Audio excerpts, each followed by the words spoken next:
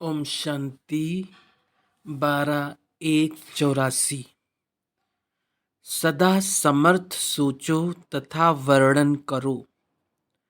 सर्व समर्थ शिव बाबा शक्ति स्वरूप श्रेष्ठ आत्माओं के प्रति बोले। आज आवाज से परे रहने वाले बाप आवाज की दुनिया में आए हैं। सभी बच्चों को आवाज से परे स्थिति में ले जाने के लिए, क्योंकि आवाज से परे स्थिति में अति सुख और शांति की अनुभूति होती है।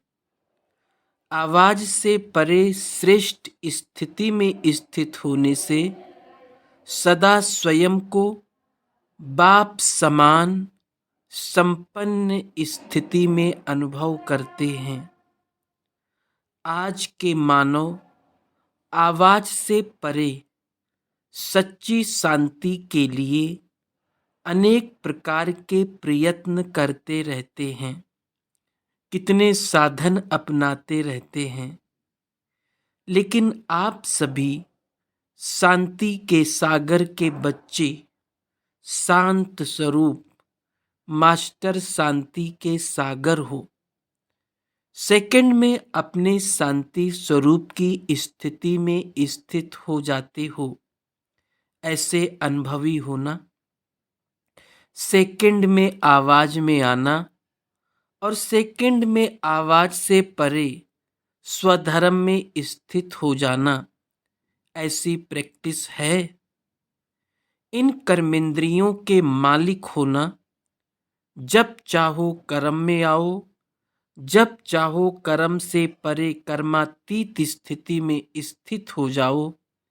इसको कहा जाता है अभी अभी न्यारे और अभी अभी कर्म द्वारा सर्व के प्यारे। ऐसी कंट्रोलिंग पावर, रूलिंग पावर अनुभव होती है ना। जिन बातों को दुनिया के मानव मुश्किल कहते हैं, वो मुश्किल बातें आप श्रेष्ठ आत्माओं के लिए सहज नहीं, लेकिन अति सहज है, क्योंकि मास्टर सर्वशक्तिवान हो। दुनिया के मानव तो समझते ये कैसे होगा, इसी उलझन में बुद्धि द्वारा, शरीर द्वारा भटकते रहते। और आप क्या कहेंगे, कैसे होगा? ये संकल्प कभी आ सकता है? कैसे अर्थात क्वेश्चन मार्क। तो कैसे के बजाय फिर से यही आवाज निकलता कि ऐसे होता है। ऐसे अर्थात फुल स्टॉप। क्वेश्चन मार्क का बदल कर फुल स्टॉप लग गया है ना। कल क्या थे और आज क्या हो, महान अंतर है ना। समझते हो कि महान अंतर हो गया। कल कहते थे ओ गॉड और आज ओ के बजाय ओहो कहते हो। ओहो मीठे बाबा, गॉड नहीं लेकिन बाबा। दूर से नजदीक में बाप मिल गया। आपने बाप को ढूंढा तो बाप ने भी आप बच्चों को कोने कोने से ढूंढ लिया। लेकिन बाप को मेहनत नहीं करनी पड़ी, आपको बहुत मेहनत करनी पड़ी, क्योंकि बाप को परिचय था, आपको परिचय नहीं है। आप सभी भी स्नेह के गीत गाते हो। बाप दादा भी बच्चों के स्नेह के गीत गाते हैं। सबसे बड़े ते बड़ा स्नेह का गीत रोज बाप दादा गाते हैं, जिस गीत को सुन सुन सभी स्नेही बच्चों का मन खुशी में नाचता रहता है। रोज गीत गाते, इसलिए यादगार में भी गीत का महत्व श्रेष्ठ रहा। बाप के गीत का यादगार गीता बना दी है और बच्चों के गीत सुन खुशी में नाचने और खुशी में, आनंद में, सुख में भिन्न भिन्न अनुभवों के यादगार भागवत बना दिया है। तो दोनों का यादगार हो गया ना। ऐसे श्रेष्ठ भाग्यवान अपने को समझते हो व अनुभव करते हो। समझने वाले अनेक होते हैं, लेकिन अनुभव करने वाले कोटों में कोई होते हैं। अनुभवी मूर्त बाप समान संपन्न अनुभवी मूर्त है। हर बोल का, हर संबंध का अनुभव हो। संबंध द्वारा भिन्न भिन्न प्राप्ति का अनुभव हो। हर शक्ति का अनुभव हो, हर गुण का अनुभव हो। जब चाहें तब गुणों के गहने को धारण कर सकते हो। ये सर्वगुण वैरायटी ज्वेलरी है। जैसा समय, जैसा स्थान हो, वैसे गुणों के गहनों से स्वयं को सजा सकते हो। न सिर्फ स्वयं को, लेकिन औरों को भी गुणों का दान दे सकते हो। ज्ञान दान के साथ साथ गुण दान का भी बहुत महत्व है। गुणों की महादानी आत्मा कभी भी किसी के अवगुण को देखते हुए धारण नहीं करेगी। किसी के अवगुण के संग दोष में नहीं आएगी। और ही गुणदान द्वारा दूसरे का अवगुण गुण में परिवर्तन कर देगी। जैसे धन के भिखारी को धन दे संपन्न बना देते हैं, ऐसे अवगुण वाले को गुण दान दे गुणवान मूर्त बना दो। जैसे योग दान, शक्तियों का दान, सेवा का दान प्रसिद्ध है, तो गुणदान भी विशेष दान है। गुणदान द्वारा आत्मा में उमंग उत्साही झलक अनुभव करा सकते हो। तो ऐसे सर्व महादानी मूर्त अर्थात अनुभवी मूर्त बने हो।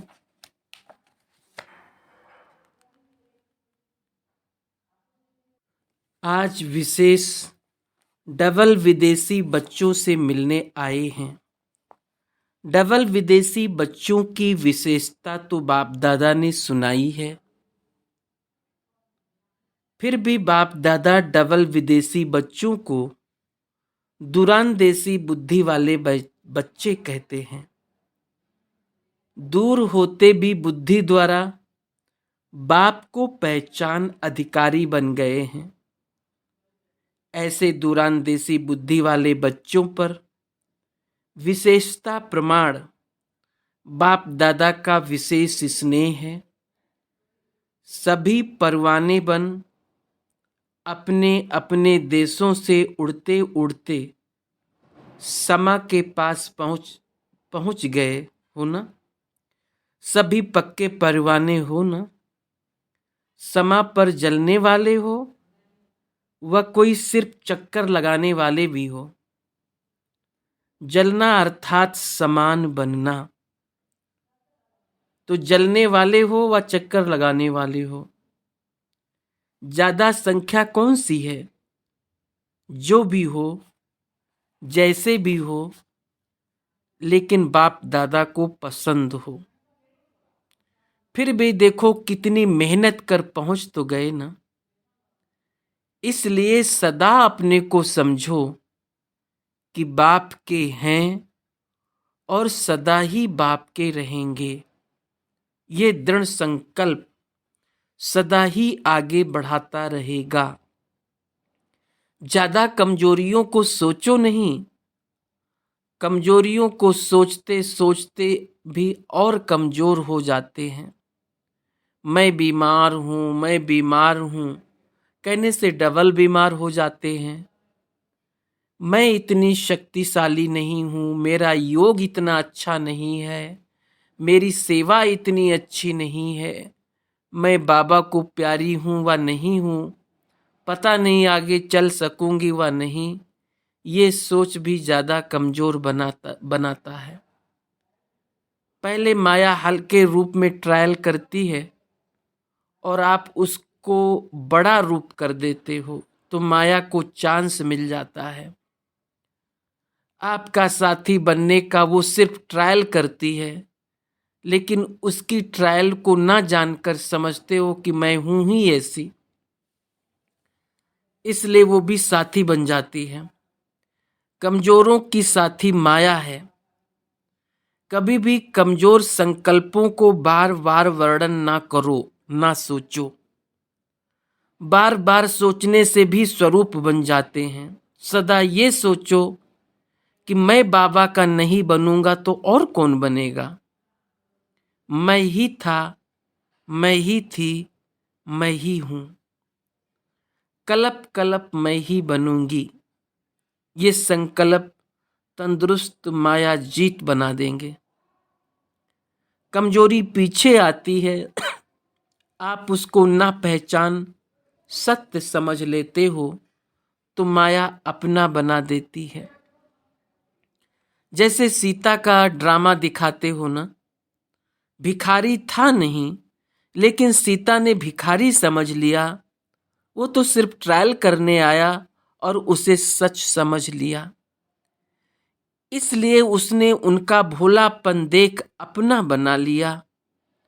ये भी व्यर्थ संकल्प, कमजोर संकल्प माया का रूप बन आते हैं ट्रायल करने के लिए, लेकिन भोले बन जाते हो इसलिए वो अपना बना देती है। मैं हूं ही ऐसी, ऐसे करते करते माया अपना स्थान बना देती है। ऐसे कमजोर हो नहीं, समर्थ हो, मास्टर सर्वशक्तिवान हो, बाप दादा के चुने हुए कोटों में कोई हो। ऐसे कमजोर कैसे हो सकते? ये सोचना ही माया को स्थान देना है। स्थान देकर फिर ये कहते हो कि अब निकालो। स्थान देते ही क्यों हो? कोई कमजोर नहीं, सब मास्टर हो। सदा बहादुर, सदा के महावीर हो। यही श्रेष्ठ संकल्प रखो। सदा बाप के साथी हैं। जहां बाप के साथी हैं वहां माया साथी बना नहीं सकती। मधुबन में किस ले आए हो? माया को छोड़ने? मधुबन महायज्ञ है ना, तो यज्ञ में स्वाहा करने आए हो। लेकिन बाप दादा कहते हैं सभी अपनी विजय अष्टमी मनाने आए हो, विजय के तिलक की सेरेमनी मनाने आए हो। विजयी बनकर के विजय के तिलक की सेरेमनी मनाने आए हो ना? जी हाँ, कॉपी करने में सब होशियार हैं, ये भी गुण है। यहाँ भी बाप को कॉपी ही करना है, फॉलो करना अर्थात कॉपी करना, ये तो सहज है ना।